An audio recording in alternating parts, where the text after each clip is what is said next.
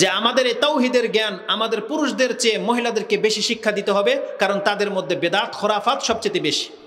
আর ইহুদি নাসারারা আল্লাহকে ছেড়ে দিয়েছে তো ছেড়ে দিয়েছে, কিন্তু মুসলিমদের তো উচিত হয়নি আল্লাহকে ছেড়ে দেওয়া। এটা কি উচিত হয়েছে? এটা উচিত হয়নি।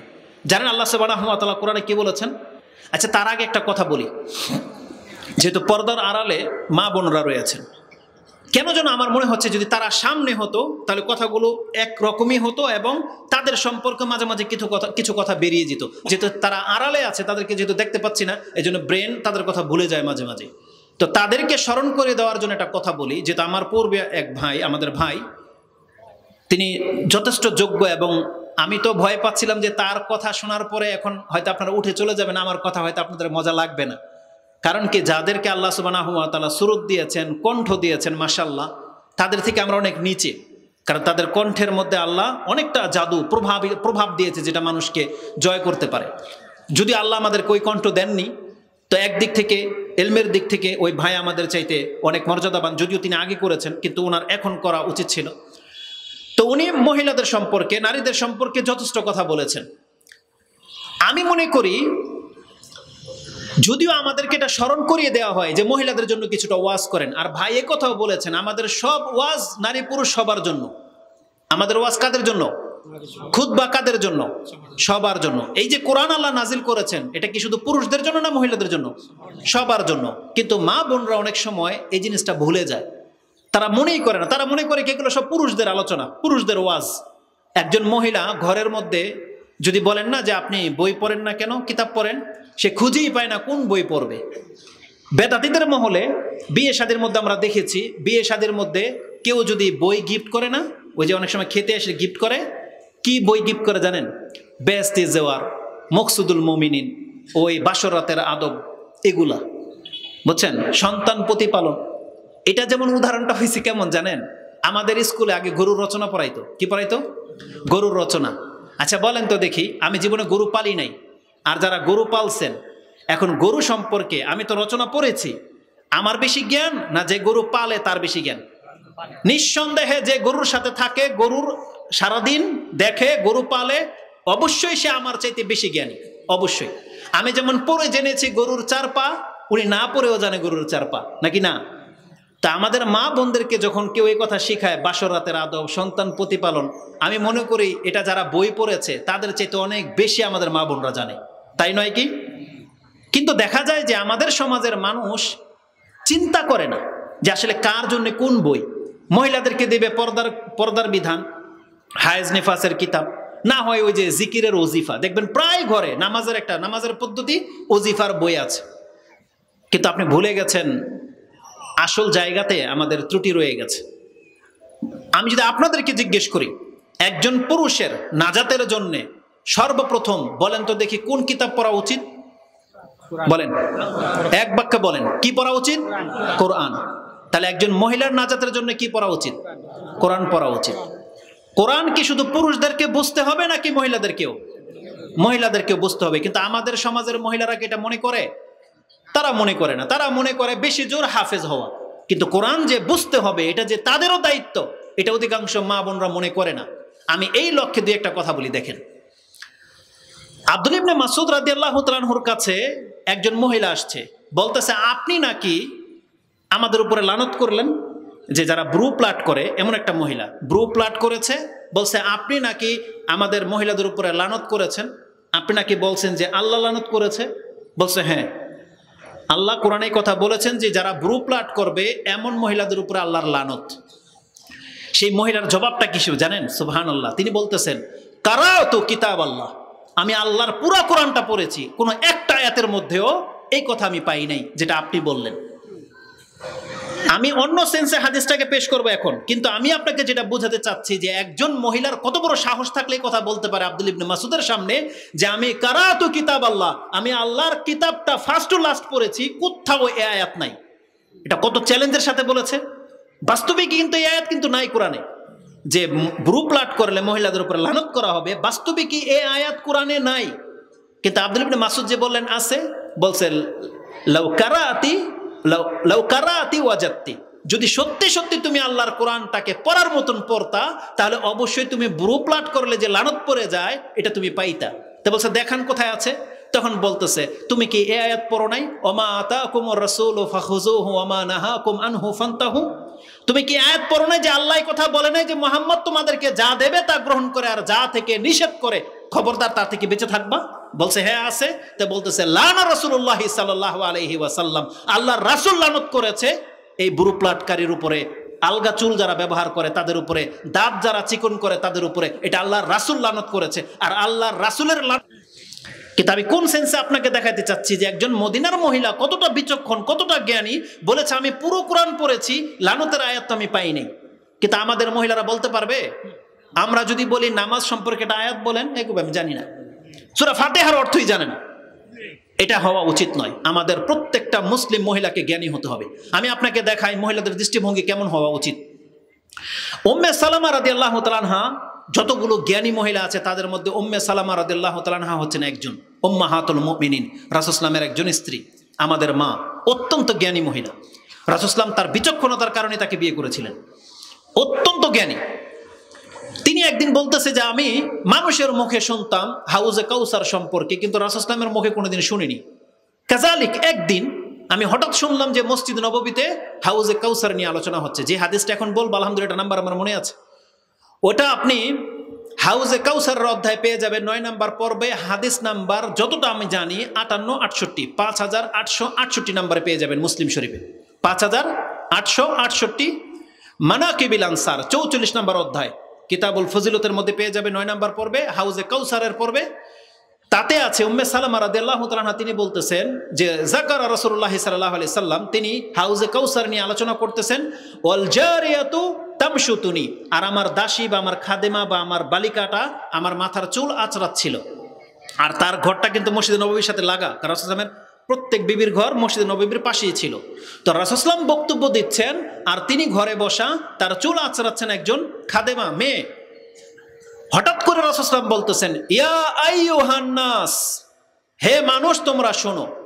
উম্মে সালামা রাদিয়াল্লাহু তাআলা আনহা তিনি বলতেছেন তার জারিয়াকে, ইস্তাখিরি আন্নি, তুমি আমার কাছ থেকে একটু দূরে সরো, আমাকে ফ্রি করো, ছাড়ো, আমি একটু কথা শুনবো। রাসূল সাল্লাল্লাহু আলাইহি ওয়াসাল্লাম সম্বোধন করছেন, তুমি সরো এখন। এই শব্দটা ইয়া আইয়ুহান নাস, এটা উম্মে সালামাও শুনেছে আর ওই বালিকা মেয়েটাও শুনেছে, কিন্তু জ্ঞানীদের মধ্যে পার্থক্যটা কতটুকু দেখেন। উম্মে সালামা ইয়া আইয়ুহান নাস শব্দ শুনে তাকে বলতেছে তুমি সরো, আমাকে কথা শুনতে দাও। রাসূল সাল্লাল্লাহু আলাইহি ওয়াসাল্লাম ডেকেছে, সেই মহিলা বলতেছে, জারিয়াত বলতেছে, লাকাদে দার রিজাল ওয়ালাম ইউদা আন নিসা, রাসূল সাল্লাল্লাহু আলাইহি ওয়াসাল্লাম তো ডেকেছে পুরুষদেরকে, মহিলাদেরকে তো ডাকে নাই। বুঝেন, শব্দটা দুইজনে শুনেছিল, ইয়া আইয়ুহান নাস, এই শব্দটা ওই মহিলা শুনেছে, উম্মে সালামাও শুনেছে, কিন্তু উম্মে সালামা বলতে তুমি সরো, রাসূল সাল্লাল্লাহু আলাইহি ওয়াসাল্লাম ডেকেছে। আর ওই মহিলা বলতেছে, তার খাদেমা বলতেছে, রাসূল তো পুরুষদেরকে ডেকেছেন, কারণ সামনে পুরুষরা বসা, মহিলাদেরকে তো ডাকে নাই। তখন উম্মে সালামার জবাব কি দিয়ে জানেন? ইন্নী মিনান নাস, আমিও তো একটা মানুষ। কি বুঝলেন? রাসূল বলেছেন ইয়া আইয়ুহান নাস, হে মানুষ তোমরা শোনো। তাহলে এখানে কি পুরুষদেরকে বলা হয়েছে নাকি মহিলাদেরকে? কাদেরকে? সবাইকে। মানে যে নিজেকে মানুষ বলে দাবি করবে এই আয়াত তার উপরে গিয়ে ফিট হয়ে যাবে। তো উম্মে সালামা বলতেছেন যখন বলছে ইয়া আইয়ুহান নাস, তার মানে রাসূল আমাকেও ডেকেছেন, এখন আমাকে কথা শুনতে হবে, তুমি সরো। এটা হলো জ্ঞানীর পরিচয়, এটা হলো বিচক্ষণ। এজন্য আমরা যখনই কোনো ওয়াজ করি, যখনই কোনো বক্তব্য করি, এটা যেন কোনো মা বোন যেন এটা না মনে করে যেটা আমার জন্য না, বরং আমরা যে এখন মুসলিম হওয়ার শুকরিয়া আদায় করতে বলতেছি, এটা আমাদের প্রত্যেকটা মা বোনকেও শুকরিয়া আদায় করা উচিত। কারণ অসংখ্য মহিলা হচ্ছে মুশরিক, অসংখ্য মহিলা। আর আমি মনে করি আমাদের পুরুষদের চেয়ে মহিলাদের তাওহীদের জ্ঞান বেশি দেওয়া দরকার, কারণ যতগুলো কুসংস্কার আছে মহিলাদের মধ্যে সবচেয়ে বেশি আছে, সবচেয়ে বেশি। এটার একটা উদাহরণ দেব, আগে এই কথাটা শেষ করে নি। এই যে তাহলে যদি আপনি মেনে নেন যে ইয়া আইয়ুহান নাস বলে মহিলা পুরুষদেরকে সবাইকে সম্বোধন করা হয়েছে, তাহলে কোরআনে কি এই আয়াত আছে কিনা নাই যে ইয়া আইয়ুহান নাস উবুদু রাব্বাকুম, হে মানুষ তোমরা তোমাদের রবের ইবাদত করো যে রব তোমাদেরকে সৃষ্টি করেছেন? এই আয়াত আছে না নাই? কোরআনে কত জায়গায় আছে ইয়া আইয়ুহান নাস, কত জায়গায় আছে ইয়া আইয়ুহাল্লাযিনা আমানু। তার মানে যেখানে আল্লাহ বলেছেন হে মানুষ শোনো, এখানে ওই আয়াতটা প্রত্যেকটা মহিলার আয়াত। যে আয়াতে আল্লাহ বলেছেন ইয়া আইয়ুহাল্লাযিনা আমানু, হে ইমানদাররা তোমরা শোনো, এখানে ইমানদার কি শুধু পুরুষরা নাকি মহিলারাও? মহিলারাও। আমাদের নারীরাও ইমানদার, যার নামে আল্লাহ কোরআনের এই আয়াত রেখেছেন। আল্লাহ হয়তো আমাদের নাম নিয়ে উল্লেখ করে নাই যে উমুক আব্দুর রহমান আব্দুল্লাহ তুমি শোনো, কারণ নাম তো মানুষের অনেক, এই জন্য আল্লাহ সমস্ত মানুষকে এক নামে ডেকেছেন, ইয়া আইয়ুহাল্লাযীনা আমানু। কোরআনে যখনই আপনি পড়বেন, যখনই এই আয়াত পেয়ে যাবেন, আপনাকে সেই আয়াতটা গুরুত্বের সাথে পড়তে হবে, কারণ এখানে আপনাকে সম্বোধন করা হয়েছে। যেন আল্লাহ আপনাকে বলতেছেন, এই তুমি শোনো, এই আয়াতটা তুমি পড়ো, তুমি শোনো। কি আছে একটা এক্সাম্পল নিয়ে নেন। আমার গণনা অনুযায়ী আমি দেখেছি কোরআনে প্রায় 89টা আয়াত আছে যেখানে ডাইরেক্ট মুমিনদেরকে আদেশ করা হয়েছে ইয়া আইয়ুহাল্লাযীনা আমানু বলে। তার মধ্যে একটা আয়াত আল্লাহ বলেছেন, ইয়া আইয়ুহাল্লাযীনা আমানু উদখুলু ফিস সিলমি কাফা ওয়ালা তাত্তাবিউ খুতুওয়াতিশ শাইতান ইন্নাহু লাকুম আদুউম মুবিন, যেটা আপনি সূরা বাকারা 2 নম্বর সূরার 208 নম্বর আয়াতে পেয়ে যাবেন। 208 নম্বর আয়াতে আল্লাহ বলেছেন, ইয়া আইয়ুহাল্লাযীনা আমানু উদখুলু ফিস সিলমি কাফা, তুমি ইসলামে পরিপূর্ণর সাথে ঢুকে যাও, আংশিক না, তুমি পরিপূর্ণ ইসলাম পালন করার চেষ্টা করো। তাহলে এই আয়াত কি শুধু পুরুষদের জন্য নাকি নারীদের জন্য? তার মানে আল্লাহ আমাদের সমস্ত পুরুষ মহিলাকে বলেছেন যে তোমরা সবাই পরিপূর্ণভাবে ইসলামটাকে পালন করো, পরিপূর্ণভাবে। তাহলে আমাদের মা বোনরা যেন এটা মনে না করে, জুমার খুতবা হোক, এই ধরনের ওয়াজ মাহফিল হোক, এটা পৃথক কোনো পুরুষদের আলোচনা না, বরং আমরা যা বলবো যৌথভাবে নারী পুরুষ সবার জন্য বলবো। আর বলেছিলাম যে আমাদের এই তাওহীদের জ্ঞান আমাদের পুরুষদের চেয়ে মহিলাদেরকে বেশি শিক্ষা দিতে হবে, কারণ তাদের মধ্যে বেদাত খোরাফাত সবচেয়ে বেশি। একটা এক্সাম্পল দিই, আপনাদের মধ্যে আমি নিশ্চিত ইনশাআল্লাহ অধিকাংশ মানুষ এটাই বলতে পারবেন না যে কার জন্ম তারিখ কবে, এটা আমি নিশ্চিত। অধিকাংশ পুরুষ এটা আপনি জানেন না যে আপনার জন্ম তারিখ কবে। আর এমন কয়জন ব্যক্তি আছেন হাত উঠাইতে পারবেন যে আপনার সন্তানের জন্ম তারিখ কবে? কে বলতে পারবেন বলেন তো দেখি, কয়জন জানেন, লিখে রাখছেন? এই কাজটা সবচেয়ে বেশি কাদের কাছে সংরক্ষিত পাবেন জানেন? মহিলাদের কাছে। বরং আপনার ওয়াইফ না, আপনার শালীকে জিজ্ঞেস করেন, ও জানে আপনার এই সন্তানের জন্ম কবে, কারণ ওরাই হচ্ছে নষ্টের সবচেয়ে বড় গোড়া। ওরাও স্মরণ করিয়ে দেয় জন্ম তারিখ কবে। কিরে তোর বাবাই কেক আনবে না? কেক বলে কেন? তোর জন্ম তারিখ? এই যে খালা ফুফু যারা আছে তারা স্মরণ করিয়ে দেয়। আপনাদের সমাজে কি জন্ম তারিখ পালন করা হয়? কেউ কয় না, কেউ কয় হয়। তার মানে হয়। জেনে নেন, এটা কি মুসলিমদের কালচার নাকি ইহুদি নাসারাদের? এগুলো ইহুদি নাসারাদের। তাহলে যেই সমাজের মধ্যে জন্মদিন পালন করা হয়, আমি তাদের কথা বলতেছি, আপনি খোঁজ নিয়ে দেখেন তাদের জন্ম তারিখ কোনো পুরুষ মনে রাখে নাই, অধিকাংশ জন্ম তারিখগুলো মহিলারা মনে রাখে। আপনি বিয়ে কবে করেছেন, কয়জনের তারিখ মনে আছে? কিন্তু আমি নিশ্চিত প্রায় মহিলাদের এই তারিখ মনে আছে, বরং তারা ওই দিন ফুলে থাকে। আপনি যদি কিছু উইশ টিশ না করেন, কবে যে আজকে বিয়ের দিন, এটাও মনে নাই তোমার? আর মুরব্বীর বাদ যুবকদের সাথে এগুলো হয়, এটা মহিলারা সবচেয়ে বেশি মনে রাখে। এগুলো কি ইসলামে পালন করার দিন? এগুলো পালন করার দিন না। আমি আমাদের যুবক বোনদের জন্য একটা কথা বলতে চাচ্ছি, যারা স্কুল কলেজেতে পড়ে, মহিলাদের পুরো জাতিটাই কেমন জানেন? অন্যের সলা পরামর্শে চলে, নিজের বিবেক বুদ্ধি দিয়ে কাজ করতে পারে না। সবকিছু অন্যের সলা পরামর্শে। ও কি কিনবে বান্ধবীর পরামর্শে, কি সাবজেক্টে পড়বে এটাও কোনো না কোনো মহিলার পরামর্শে, সংসার রাখবে কি ভাঙবে এটাও কোনো না কোনো মহিলার থেকে পরামর্শ নেয়। তার মানে এদের জীবনটাই চলে অন্যের পরামর্শে। এই যে সমস্ত মা বোনরা পড়ালেখা করে, মাস্টার্স করে, আরো কত ডিগ্রি অর্জন করে, দুঃখ হয় কখন জানেন? এর বিয়ে শাদীকে নিয়ে কেন্দ্র করে আপনি দেখতে পাবেন, এর বিয়ের দিন এর বডিকে নিয়ে যা করা হয়, মানে দেহটাকে নিয়ে যা করা হয়, এ মুখ খুলে কিছু বলতেই পারে না। মানে ওর মনে হয় যে এখন ওর সাথে যা করা হচ্ছে ও কিছুই জানে না, ওর সব নানি দাদি মা খালারা জানে। এখন মা খালা ওকে সবার সামনে বসিয়ে, পাটার মধ্যে বসিয়ে গায়ে হলুদ দিবে, কাপড় খুলে হলুদ মাখতেছে, ও কিছুই বলতেছে না। আর লজ্জা শরমের তো একটা ব্যাপার আছে, ও নিজের গায়রত বোঝে না। একটা মেয়ে, ইয়ং বয়সের মেয়ে, ও মাস্টার্স কমপ্লিট করে ফেলছে, ওর বিয়ের দিন ওর সবার সামনে যে গোসল করাবে, ওর গায়ে যে হলুদ মাখানো হচ্ছে, ও কিছুই বলতেছে না। ও মনে করে এটা মা খালারাই ভালো জানে। কি করা হয় বলেন, এই মেয়ের সাথে কি করা হয়?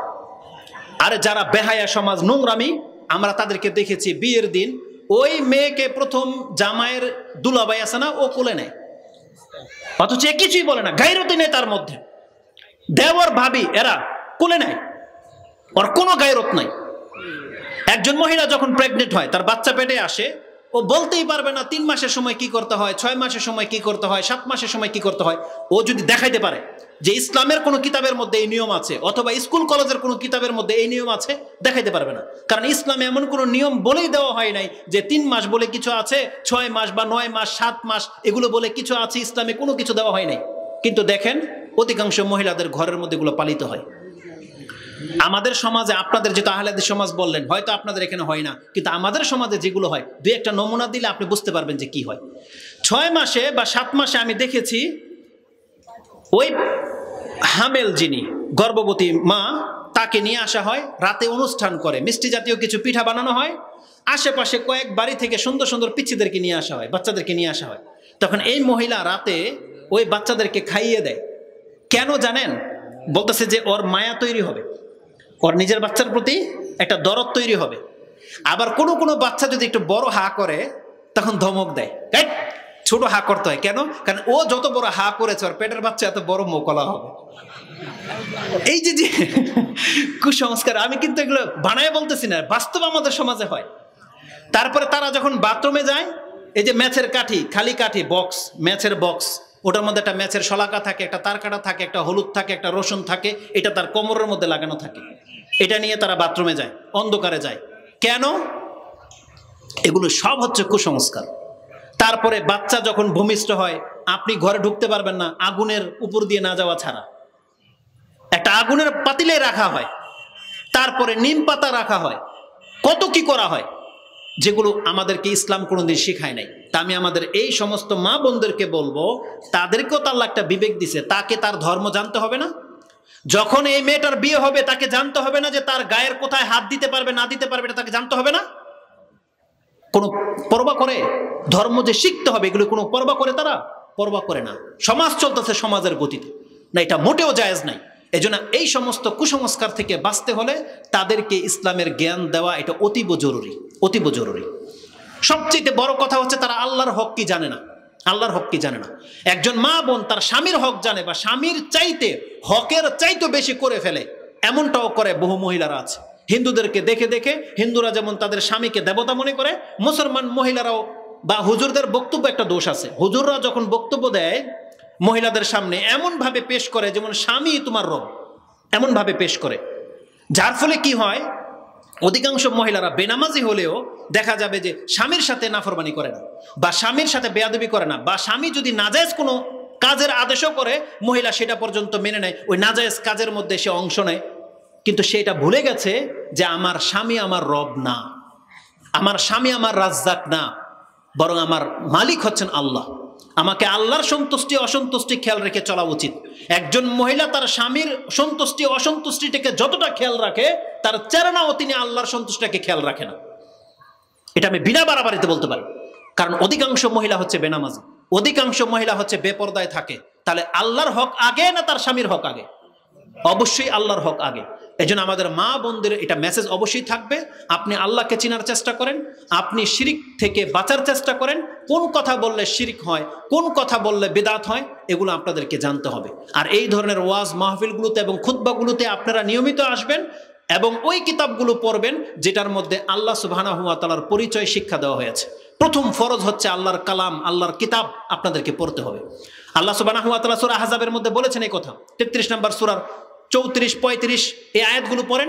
আল্লাহ সুবহানাহু ওয়া তাআলা বলেছেন, ওয়াজকুরনা মা ইউতলা ফি বুয়ুতিকুন্না মিন আয়াতিল্লাহি ওয়াল হিকমা। আল্লাহ বলেছেন তোমাদের ঘরে আল্লাহর আয়াত এবং রাসূলের যে হাদিস চর্চা করা হয় তোমরা সেগুলো স্মরণ করো, সেগুলো থেকে উপদেশ গ্রহণ করো। এটা আল্লাহর পক্ষ থেকে বিশেষ আদেশ করা হয়েছে। অতএব কোরআন সুন্নাহ আমাদের ঘরে চর্চা থাকতে হবে। ওই পুঁথির কিতাব পড়ার জন্য মহিলাদেরকে আল্লাহ সৃষ্টি করেননি, বরং একজন মহিলা তার স্বামীর খেদমত করবে, কি করবে, এটা তার মেন্টালিটি ভাবে সেই জেনে যায়। কিভাবে সন্তান প্রসব করতে হয়, কিভাবে সন্তান জন্ম দিতে হয়, এটা আলহামদুলিল্লাহ আল্লাহ তাদের ফিতরতের মধ্যে দিয়ে দিয়েছেন। তাদেরকে যে শিক্ষা দিতে হবে সেটা হচ্ছে তার রবকে চিনাইতে হবে, তার হক হালাল হারাম তাকে চিনাইতে হবে। কারণ রাসূলুল্লাহ সাল্লাল্লাহু আলাইহি সাল্লাম বলেছেন, কুল্লুকুম রাঈন ওয়া কুল্লুকুম মাসউলুন আন রাইয়াতিহি। তোমরা প্রত্যেকে রাখাল বা তোমরা প্রত্যেকে দায়িত্বশীল, আর তোমাদের প্রত্যেকের দায়িত্ব সম্পর্কে কাল কিয়ামতের মাঠে তোমাকে জিজ্ঞাসা করা হবে। অতএব একজন পুরুষ যেমন ইসলামকে প্রতিষ্ঠিত করার জন্য দায়ী, তেমনি একজন মহিলাও দায়ী। বরং আমরা তো দেখতে পাচ্ছি একটা আলেম জন্মানোর ক্ষেত্রে পুরুষের চাইতে মহিলাদের ভূমিকা সবচেয়ে বেশি। এই জন্য মহিলাদের জ্ঞান একান্ত জরুরি। তো এখন আমি আমার মূল বক্তব্যের ফিরে আসি, যেহেতু আমাদের যে মেসেজটা আমাদেরকে দেওয়ার জন্য এখানে এসেছিলাম সেটা হচ্ছে, দেখেন আমাদের জীবন অনেকটাই দুনিয়াবি হয়ে গেছে। আমাদের চিন্তাধারা, আমাদের কাজকর্ম সব দুনিয়ামুখী। না, আমাদেরকে আল্লাহ সুবহানাহু ওয়া তাআলার পরকাল নিয়ে একটু ভাবতে হবে।